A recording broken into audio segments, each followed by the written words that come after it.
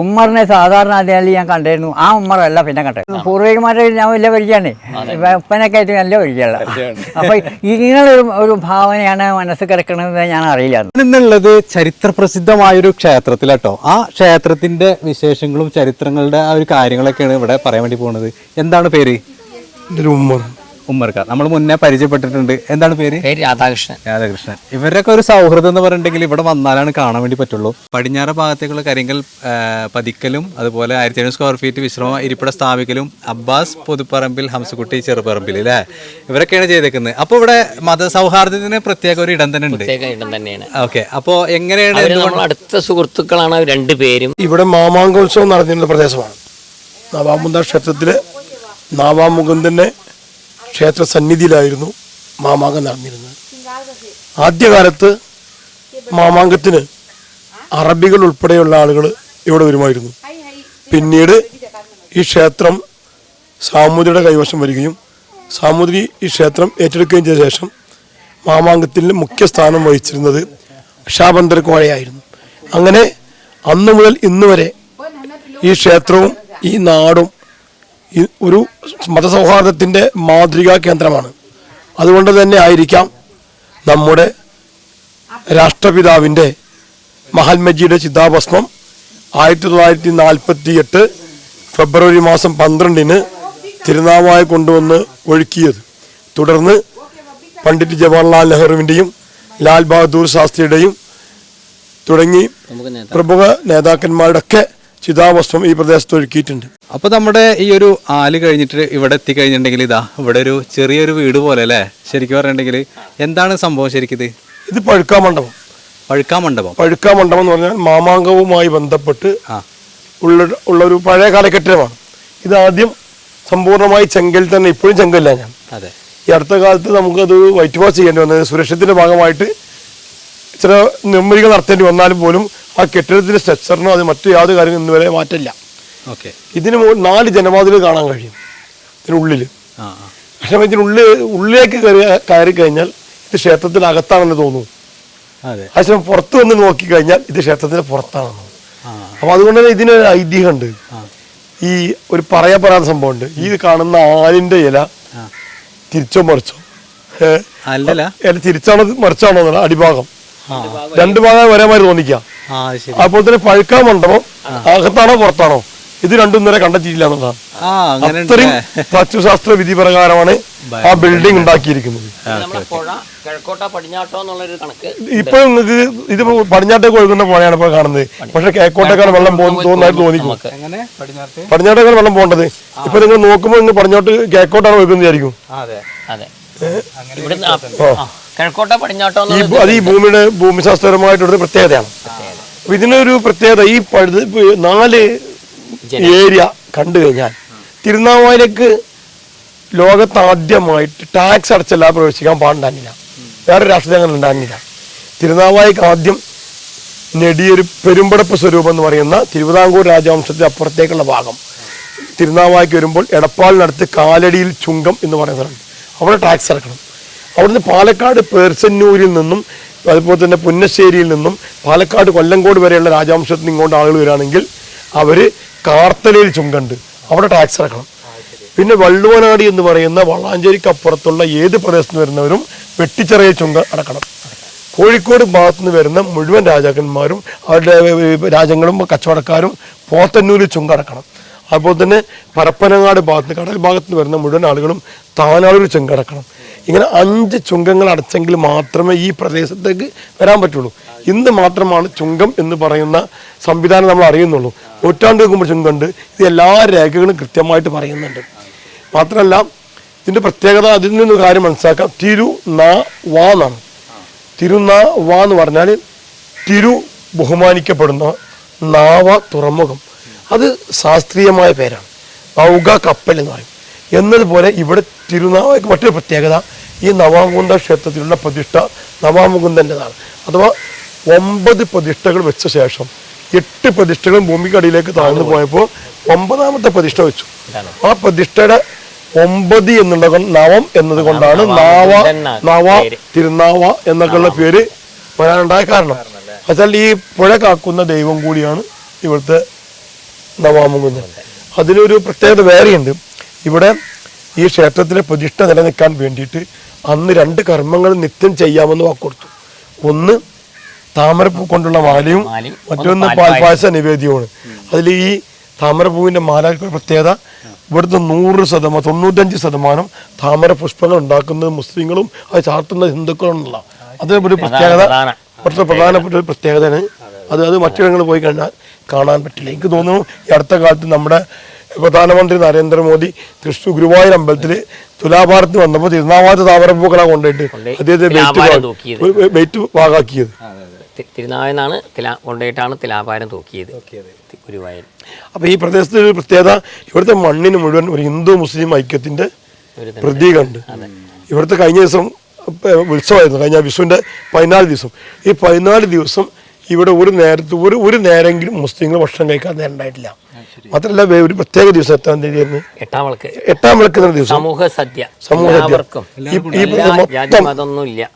എല്ലാവർക്കും ഞാനടക്കം 4-5 ദിവസം ഭക്ഷണം കഴിച്ചിട്ടുണ്ട്.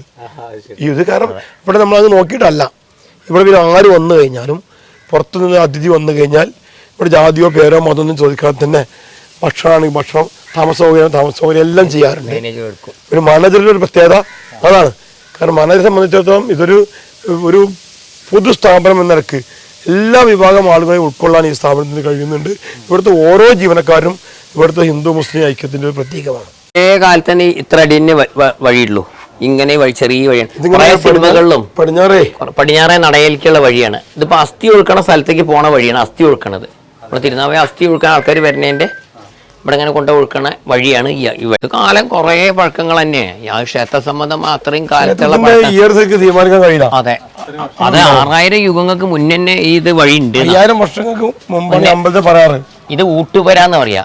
ഊട്ടുപരയിലേക്ക് ഇങ്ങനെ പുരയുള്ള ആൾക്കാർ നിങ്ങൾ പ്രവേശിക്കാൻ പാടില്ല.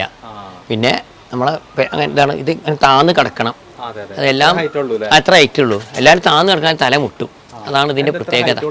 ഇത് അതായത് നമ്മൾ വണങ്ങി താന്നിട്ട് വേണം നമ്മളെപ്പോഴും അങ്ങോട്ട് കടക്കാന്നാണ് അതിന്റെ കണക്ക്. അങ്ങനെ കടക്കാൻ പാടൂന്നാണ് അതിന്റെ ഇത് പറയണത്. ദേവന്റെ മുന്നിൽ മുട്ടുന്ന അമ്പലത്തിന് ഉള്ളിൽ മുട്ടാം, എല്ലാ അവകാശം ഉണ്ടാവില്ല. അതാണ് പ്രധാനപ്പെട്ട ആളാണ് ശങ്കരന്മാരാർന്ന് പറയാ. ഒരു അത്ര സോപാന സംഗീതത്തിൽ പ്രധാനപ്പെട്ട ഒരാളാണ് ശങ്കരന്മാരാർ തിരുനാവായ. നമ്മളെ അയൽവാസിയാണ്. നമുക്കത് പ്രധാനപ്പെട്ട മാരാരും വരിപ്പോ. ഇതാണ് ആനപ്പള്ള മതിൽ എന്നാ പറയാ. അതെ, ഇതിങ്ങനെ വിടർന്നിട്ടാണ് ഈ ഭാഗം. പിന്നെ തേക്കാത്ത ഒരു മതിലാണ്. പേര് ശങ്കരമാരാര് തിരുനാവായ. ഒരുപാട് അവാർഡുകളൊക്കെ കിട്ടിയിരുന്നു. എന്തൊക്കെ അവാർഡുകളാണ്? അവാർഡ് വെച്ചാൽ ആദ്യമായിട്ട് കിട്ടിയത് ഇപ്പം മുഖം നോക്കാണ്ട് പറയാം, ഈ റീ എക്കോന്റെ ആദ്യത്തെ ഒരു പുരസ്കാരം. ഇവയാണ് ഉമ്മറാണ് ആദ്യമായിട്ട് ഇങ്ങനെ ഒരു സംഭവം ഉണ്ടെന്ന് വരണം എന്ന് പറഞ്ഞ് എന്നെ കൂട്ടി കൊണ്ടുപോയത്. ഓ തീർച്ചയായിട്ടും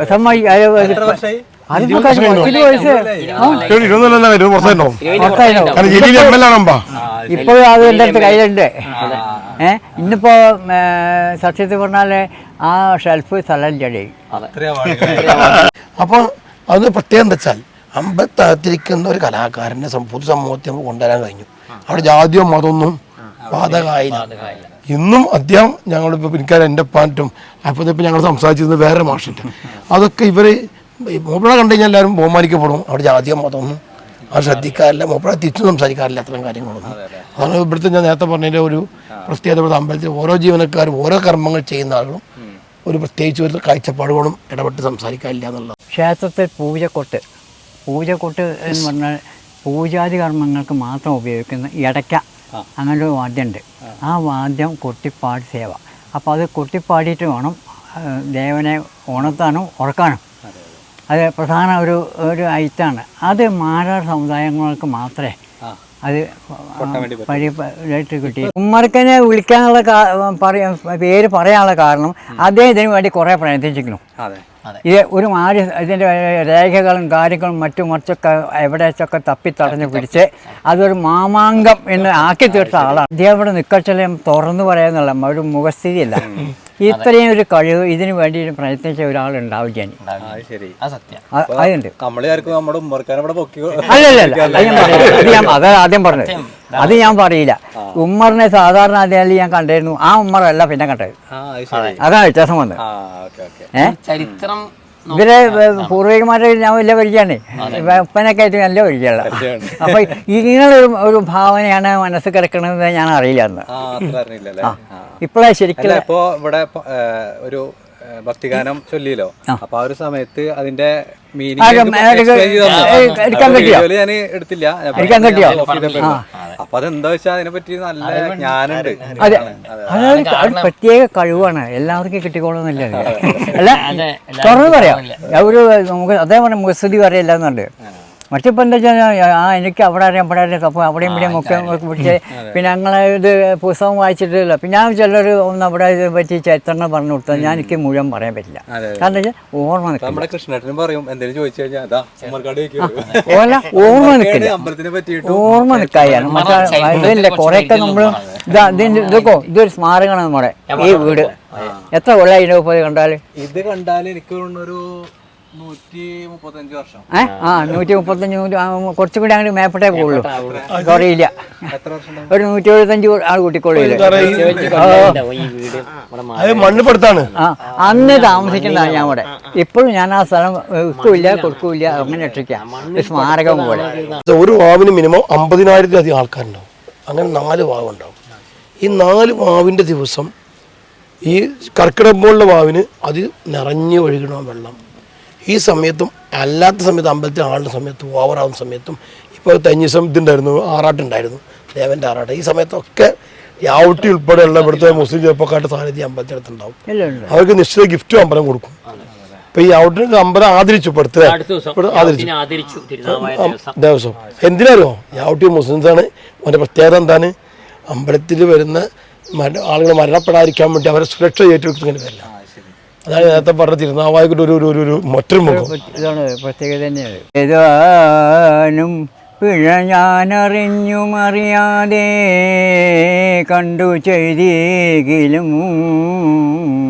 മാതാവാകിയ നീ ഒഴിച്ചു പൊറുപ്പാൻ മറ്റാരുമില്ലാശ്രയം. കാതോളം വിലസും ആതോളം വിലസും പിടാഷ്ടമെന്നേതും വന്നിടു നിനക്കോ തിരുമാന്താം കുന്നിൽ മേവും ശിവേ.